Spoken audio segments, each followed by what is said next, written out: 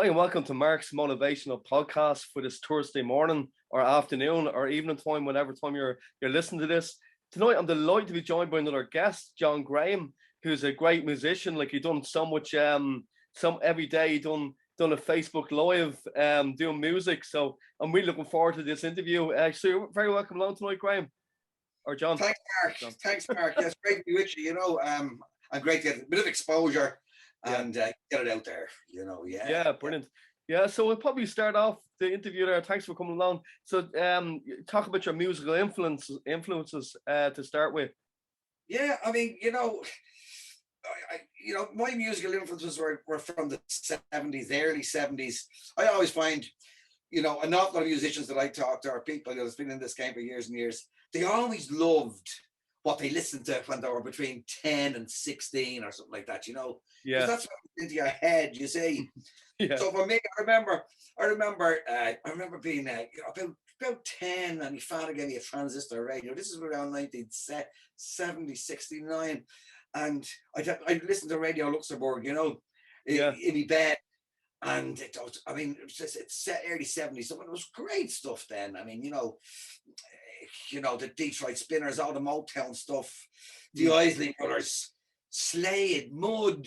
I mean, there'd be a competition on top of the pops when you go into school, who's going to be number one? Is it going to be Slade? Is it going to be the Sweet? And it was incredible then. I mean, we no mobile phones. No. To see Top of the Pops, to see those bands on the Average White Band, incredible, diversities of music, I remember my dad used to tell me, and I'm quite sure your dad used to tell you, and we never kind of thought that of it. All the songs are the same, But I mean, for me now, all the songs today are very, very the same. Yeah. But I thought all those songs there was always a lot of different, another variety. So I mean, for me, the early 70s was what an influence, you know what I mean? Yeah, great music, yeah. Yeah, brilliant. And what bands have you played in yourself, John? You played in a lot of bands over the years. Yeah, I did a lot of bands. I mean, I can go back to, I played in the Rev. I mean, I don't know whether you remember the Revolution Club. It was on the top of O'Connell Street there, you know what I mean? It was the big spot. I played there. I was probably only about 15. I remember across O'Connell Bridge on the South Bank, there was a place called the Playboy Club. This was in about 75, and then I was only a kid. I was about 15, and they used to have go-go dancers that you could get up and everything, I mean, when 15, I mean, I was in there playing and going to the changing room, So that's where I started, believe it or not, And then we had a lot of good bands. I mean, I played in Moran's Hotel, the Bag of Toners, the Magnet. That was kind of that was in the 80s, which was a great time too, because we were only kind of experimenting in that mark, with different types of music. Then in the mid 80s, then I formed a band called Shush, and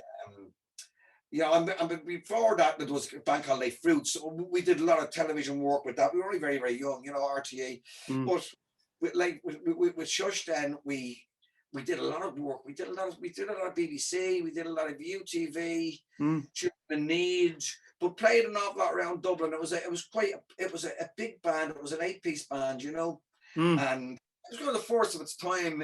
It was a show. It was like a show band, I suppose. But we were doing Earth, Wind and Fire. We were doing Michael McDonald. We were doing Steely Dan. This is kind of mid 80s. We were all very, very young. There's some great musicians in that band. They're super. They're still playing around all the time. Great producers still. And I mean, we used to do 2 gigs on a Saturday night, one in the Portobello, and then we went down to the waterfront. It was down on John Rogerson's Quay, And that was magnificent. It was great, But like now, I play with different things. I do a lot of stuff on my own. I sing with the Hot House Big Band. That's kind of a 17-piece big band, which is great. We enjoy that. Oh yeah, Steely Dan. We do a lot of that stuff. Well, we haven't done it for the last year and a half, That's been there's been a huge diversity of bands that I've been in, and enjoyed every bit of them. And I've been very, very lucky because I've done most of it. I used to play bass, I used to play guitar, I used to play keys with bands, and then I started to sing, and then there was no point in me playing that because everyone that I was playing with was better than me. So I just said, I'm not going to play anything anymore. I'm just going to sing. Yeah.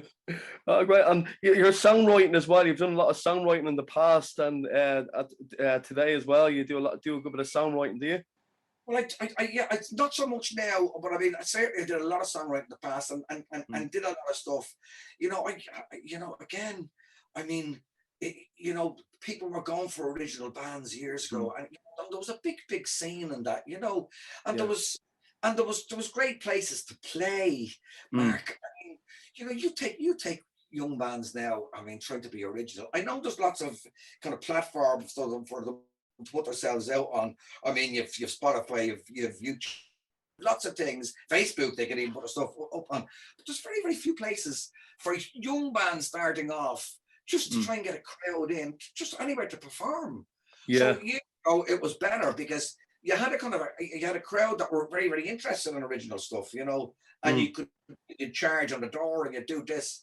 But I mean, now it's I feel sorry for the young bands, really, Yeah, it is tough. Yeah, it is tough. I agree with you there.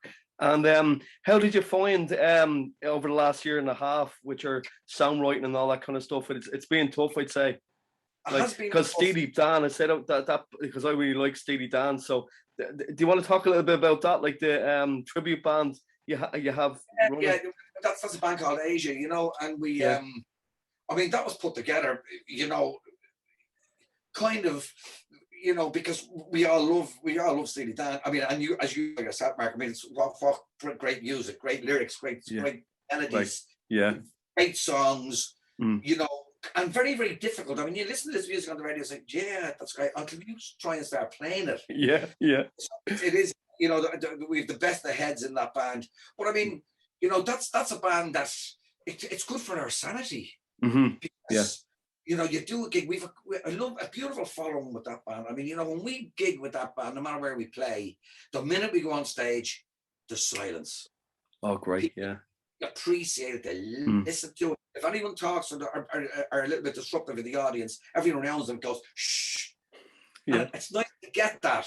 It's nice. Yeah, it's nice when people are prepared to pay in to see us, and we love that, But again, it's been hard. We've done a few videos now over the lockdown with that, and from our own studios and that type of thing. So it was good.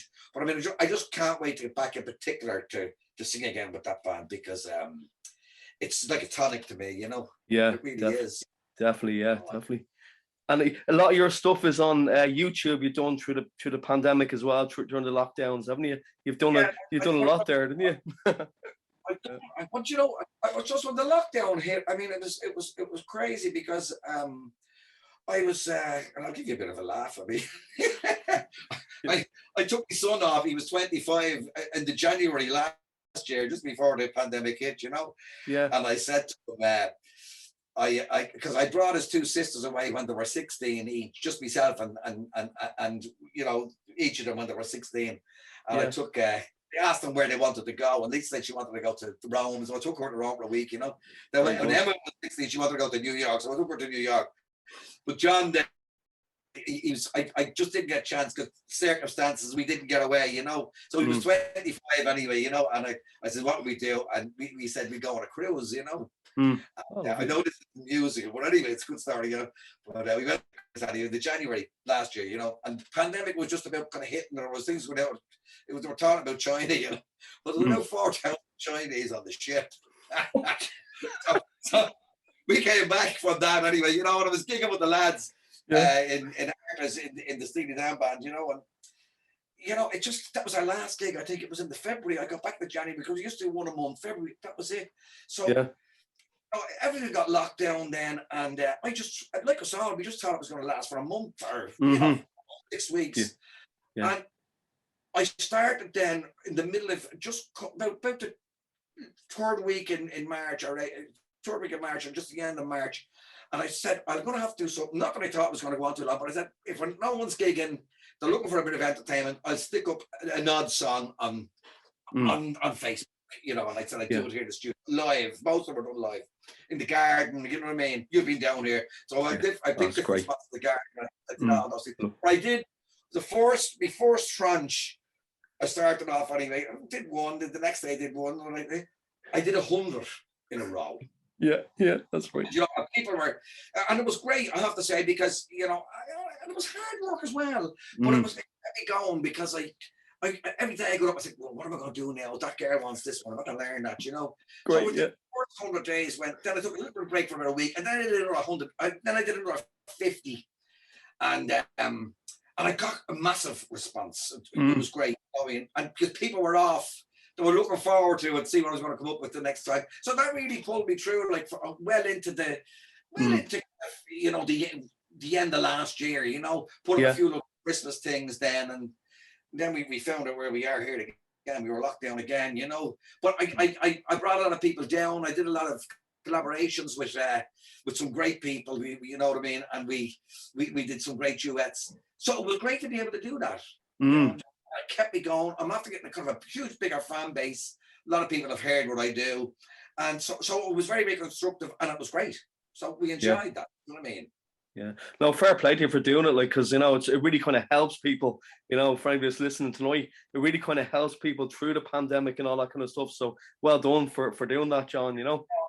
It was great, and a few people did it, you know, like John Sheridan, he went a step further. He started to put up 3 a day, you know, and and he was doing it from his bedroom, which was brilliant. You know what I mean? But you know, the way how ingenious people are when they're stuck. I mean, especially musicians and artists, as you know yourself, Mark. Yeah. We do anything to get on the telly. Exactly. It was a great one. But in the garden here and everything, you know, my daughter did a few, but the chickens will be walking around, and of course, Buster is usually the dog. You need to go in to have the videos. Yeah, the one you did with your daughter was brilliant, absolutely brilliant. Yeah, there was a chicken in that one as well, I think. Yeah. We were, I was trying to think of different things all the time. You know, I was lying in the hammock one day, we did that one, and then we looking out at the cattle and everything. It was just great fun. But as I say, it was hard work, you know, to get up and sometimes you'd be trying to get the video out, it wouldn't work. And actually, you know what I'm going to do? I'm just going to say it to you now. I know you're listening to it, but I am going to put together about a half an hour of the outtakes that I have. You should, yeah. Everything. Lord. That'd be great, yeah. So, John, where can people find that? You know, if they're looking to check all this stuff out, do you want to just let them know? They just get on John Graham Entertainment, you know, on my Facebook. You know what I mean? Yeah. And all the stuff will be there. You know what I mean? They go in, could just go back through it. You know what I mean? Yeah. Everything is on that. You know. Yeah, sure. Can share it on the show notes for you as well, John. I'll put it on the show notes for people to find, you know. Yeah, absolutely. That'd be great, you know. Yeah, cheers. Do you want to talk about what you provide down there? I just think it was brilliant. Like myself and the lads went down to record music and write songs. Can you just give the listeners a bit about that, to promote that a bit, please? I mean, you know, because you saw yourself, but I when it came into this year, right, just at Christmas and January, and it was kind of bleak, and people were really getting sick of it then, you know what I mean? They really were. We all were, you know what I mean? But I'd say people, especially kind of musicians that were full time at it, and I was kind of, I felt very, very sorry for the younger musicians who couldn't even have a holiday, you know what I mean? And they couldn't get together even to play a few tunes, because you can't do it in bedrooms with drums and all. And I just said, myself and my wife Laura were just talking, and I said, you know, because you've seen the facility down here, this was kind of a facility for me personally, and to do things with my friends and people that I wanted to do. And so it wasn't a commercial thing, me building the studio here and having the rehearsal room. It was something, it was like kind of a den for me, Mark, you know? Yeah. I said, that's lying there, right? So I went out, I could just say, I bought a mobile home, and I said, right, I'd love to get people down so they could just have the 2 days like what you had down here with the lads, and just chill, you know what I mean? Great, yeah, it's great. And as you saw yourself, I think it works very, very well. It's lovely, you know. I've had a lot of people down. We've a lovely setup here, as you know. We've a smashing PA in the room. It's very, very comfortable. All the amps are there for people, you know, and everything is here. The grub is good, as you know. Oh, it's great, top notch. Is all, and then yourself and the lads, you recorded a little bit of stuff here, which I don't mind doing. Do you know what I mean? Thanks very much for doing that. Yeah, help people, you know, and and that was great. And I'm getting a massive response to that now. You know what I mean? I mean, I had two groups here last week. I mean, you know, there was lads down on Sunday looking to book for this weekend. The following weekend, actually, I'm gigging the following weekend. I have a gig in Palmerstown House along with Paddy Cole, Luke Martin Thomas, the Carter. There's a good few of us doing that particular gig, you know, with very good. With a 10-piece band. It's part of the Hot House Big Band that I play with, you know. But the 6 guests coming down that weekend, and I'm going off the gig.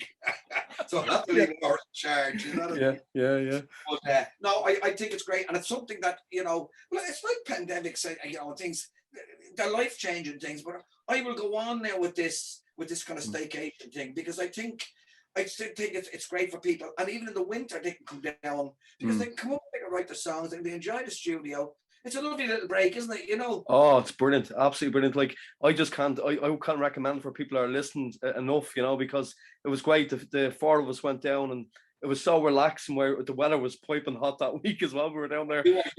That's right. Yeah. But like, John, it's great because we just, 2 of us broke off and we wrote 3 songs, and the other lads broke off and they wrote 4 songs. And it was great. Like, you wouldn't be able to do that at home. Like, you'd never be able to do that, like, to get that many songs. I think it was great. The inspiration we got, you know.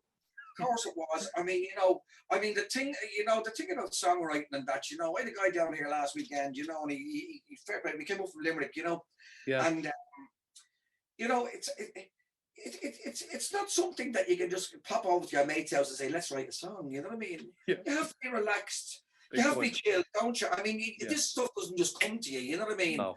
So you need a couple of days to be able to, and you need the right environment as well. You know, I mean, that week that you got was just super. I mean, you know, if anything, it was probably a little bit too hot. But I mean, I love listening at night. There, you were down, kind of, you know, playing your guitars, you know, and having a laugh. And that's why you write nice, because you're relaxed. You can't write if you're tense. Yeah, so exactly. I just thought that the 2 days, just what the kind of 3 days, 2 nights is just absolutely perfect, because any longer and people are getting bored. Yeah. And people just settle in at the first night, have a bit of crack, and then you have the whole of the next day and a good bit of the day after. You know what I mean? So it's just perfect. You know what I mean? Perfect. Yeah, absolutely perfect time. Yeah, perfect. Yeah. So what's the name of it, John, again, for people who are listening? The name of the to check it out. What is it? John Graham Entertainment Musical Staycations. Perfect. Yeah, I'll put that up as well on the notes for you. That's great. Yeah, brilliant. Yeah. But so you know, that's where we are at the moment. You know, and it's great. So you know, people will want to come down here. I know in the winter, and a lot of people that have booked and that have been here want to come back. So look, if I can give something back to guys, you know what I mean, just let them have a break. And as you know yourself, I don't want to give prices out here. You know what I'm charging. I know, but I mean, it's very reasonable, I think, isn't it? Yeah, you know, that is great, absolutely great. Yeah, and I would recommend it to anybody. It's really, really, really good. Great fun, great fun. Absolutely. Yeah. And I love the name of that band. Hot House. Hot House Big Band. Yeah, that's a great name for a band, isn't it? Who thought of that one? Well, it's like. And all the big bands have strange names, you know what I mean? Yeah.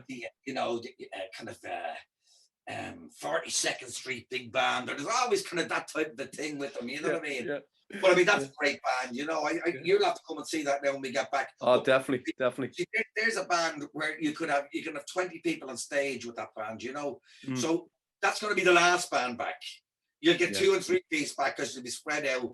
That's going to take, you know, even though, as I say, there's 10 of us, 11 of us doing a gig now on Saturday week in Palmerstown House. So we're looking forward to that. You know what I mean? Oh, that'd be one to check out, yeah. I wanted to do that gig because Luke Martin Thomas rang me, just said, can you know, I just want a kind of a slightly bigger band, you know. We were trying to get the full band on it, but it was too big, you know, with the kind of, you know, the regulations that at the moment, you know, every week or apart. I mean, there would have been no room for singers. I know, yeah. So I just said, yeah, let's do that, because even just for the lads, you know, just to say, Jays, let's have a day. Because we're doing 2 gigs that day. We're doing an afternoon one, a matinee, and then we're doing the evening. So even though it's going to be a long day, we're going to be there at 10 o'clock in the morning. We won't be finished until 10 o'clock, 11 o'clock, maybe 11 that night. But you know, like yourself, it's just to get together with lads, isn't it? Definitely, just to have a bit of crack, and hopefully, you know what I mean, it'll just get us back into maybe kicking again, that type of thing, you know. No, I wish you all the success with everything there, John. It's great talking to you. Thanks very much for coming on the podcast, you know. It's my pleasure. Yeah, great. It's great. You know what I mean, to talk to you. Yeah, so I might just ask you a couple of your favorites as well. I normally ask most of the guests that come on, if that's okay. So would you have, like, do you read much? Do you have a favorite kind of genre of books that you would read, or? No, do you know, I wouldn't be massive, you know, on the books, you know, I'd have to say, because I sometimes I don't have time, but I do love, you know, television. I love documentaries is my thing. Yeah, I love space. I love the space programs, you know. Yeah, great. Yeah. That kind of thing now, or you know, there was a thing that we're watching at the moment now. I know it's 10 years old. What we keep laughing at. And this is the price on Netflix, Lilyhammer. Have you seen it? Have you? No. Good. It's good.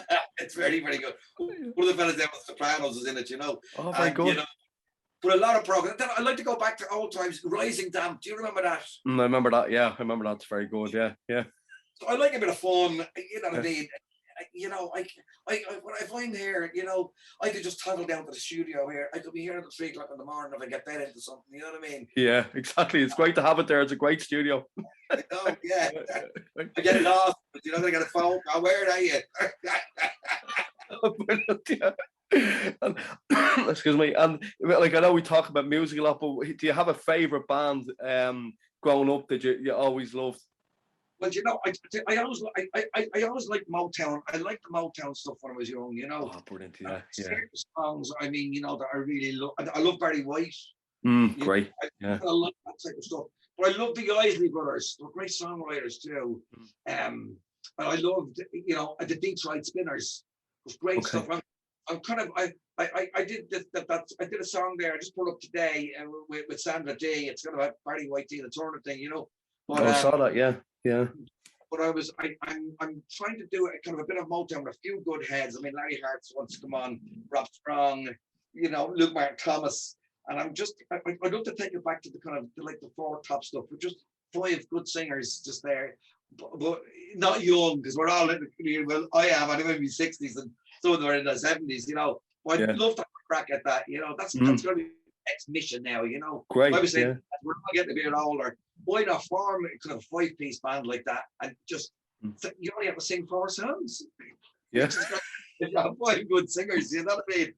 Yeah, great. But that's what I'm kind of into. Yeah, I love that type of stuff. And then obviously I love Steely Dan, you know. I mean, that's great, you know. But you know, it's I find it kind of, you know, I don't get time sometimes, and you were here as well. I mean, I've albums all over the place, you know. I saw that, yeah. I suppose when you're busy doing things, that's okay too. You know, I rarely get a chance to sit down and have a listen to an album from cover to cover.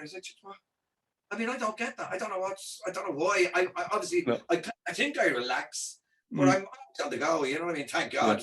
Yeah, that's it. Yeah, no, that's great. Yeah, I suppose one last thing that it's okay. Yeah, so what do you think? What could you say, like in a nutshell? What kind of motivates you? Would you, like, because it's a motivational podcast. What? It's not to put you in the spot, but what kind of say something? What kind of keeps you going, motivates you through your music? Well, I mean, you know, what motivates me is I keep trying to improve. You know, and that's the thing that I loved about doing all those Facebook things. I mean, look, for any musician or any entertainer, I mean, what drives you forward really a little bit, for me, it's not the money, it's not like that. It's to entertain people and see people happy, big time, enjoying what you do, and you know, just the odd compliment is nice. You know what I mean? And I also I love the fact when you can play in a few bands that people are willing to put their hand in their pockets and pay into it. Yeah, I mean, you know what I mean? Definitely, yeah. And the fact that, you know, I get a lot of people. I mean, there's people coming down here in the fortnight, and they rang me and they said, listen, these are the 6 people I'm telling you coming down, and they're coming down and they said, we don't play any instruments, but we love to sing. So I said, down you come. Yeah, great. I do a show from here myself from the studio. You know what I mean? So that's what it's all about. But people like to sing and like to, you know, be entertained. That's why Yeah. we're entertainers, Mark. Yeah, people off your own heart. People after your own heart. Absolutely, you know. But that's it. No. You know, Yeah. I mean, and most people are so good. You know what I mean? And then they give you an old compliment. And just sometimes in this country, you know, we don't give enough compliments to the ordinary person. Yeah. I mean, you know, I always say, no matter who anyone is, even if some people think they're brutal, they deserve a round of applause if they go up on stage. Yeah, big time, big time. Yeah, big time. Because it takes guts. It takes guts, doesn't it? Because sometimes the people that slagging fellas in pubs and everything, you know, they wouldn't get up themselves and potentially make a show of themselves, but they're well able to slag people, so we don't like that. Exactly. Yeah, great. No, listen, thanks a million, John, for coming on. I really appreciate it. Gentlemen, thanks for inviting me. And I wish you all the best of luck in your future endeavors as well with the rehearsal studio and all that. It's absolutely brilliant. I can't recommend it enough. Thanks a million. Thanks, Mark. Appreciate it. Okay. Yeah. Okay. So thanks a million, guys, for tuning into the podcast tonight. That was John Graham. So thanks a million again, John. So tune in next time for Mark's motivational podcast. Thank you. Good night.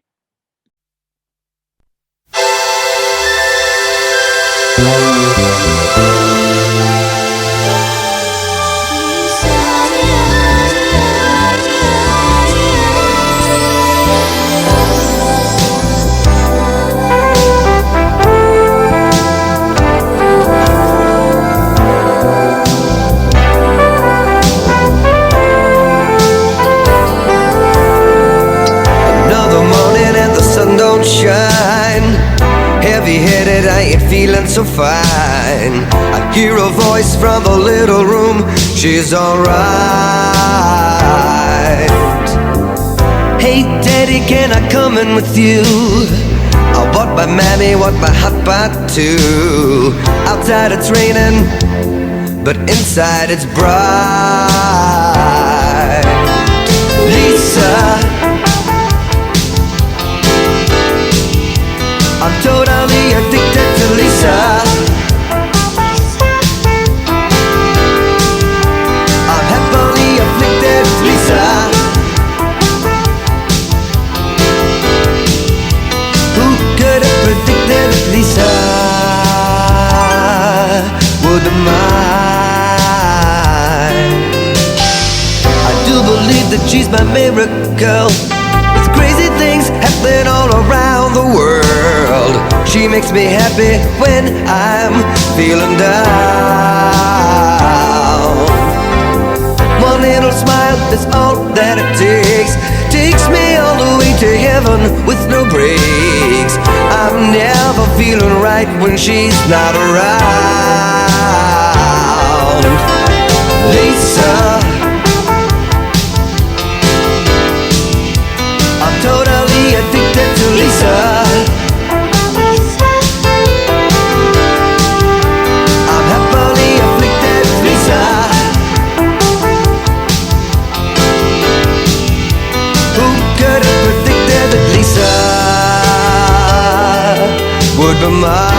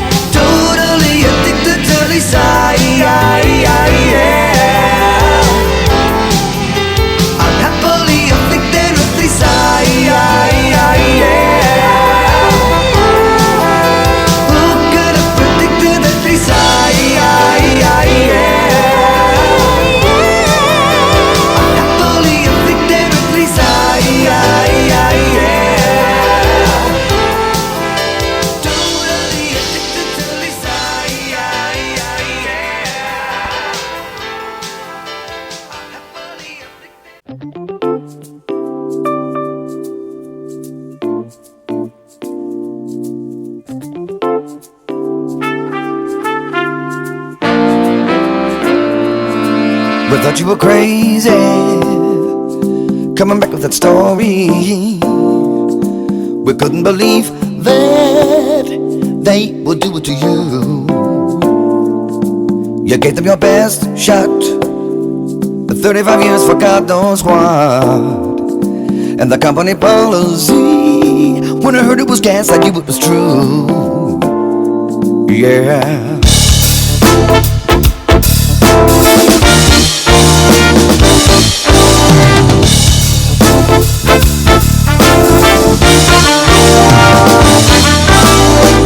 You're the boss when the boss is away. You can make your own decisions when you get his okay. When things don't run so smoothly, you better run it high, 'cause he ain't gonna stand behind you if it means it'll hurt his pride. You'll have the last laugh, by God you will. Those white collar boys are gonna pay for their sins. Don't think you're exempt just 'cause you're sitting upstairs. I'm gonna make sure that you get yours. You're in the risk business, you're not in the milk business.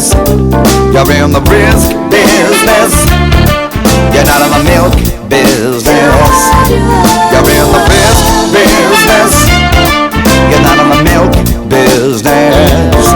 You're in the risk business, you're not in the milk business.